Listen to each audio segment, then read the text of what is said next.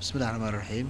Xaqiiqadii markii aan meesha imid ee aan qabtay xilka ra-iisul wasaarenimada, dalku wuxuu ku jiray xaalad aada u adag marka laga eego dhinaca ammaanka oo kale.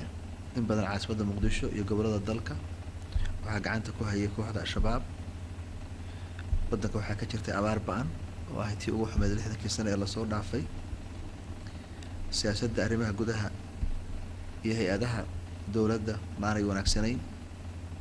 Xiriirka TFG la lahayd maamuladii iyo gobollada dalka sidoo kale ma uusan fiicnayn.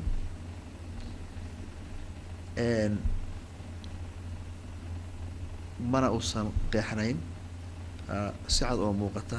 Dhammaan arrimahaasi ayaan diiradda saarnay, waxaana ku talagalay in Soomaaliya dhibta ay ku jirto laga saaro, colaadihii iyo xasaradihii 20 sano lasoo dhaafay ragaadiyey dalka in wax laga qabto.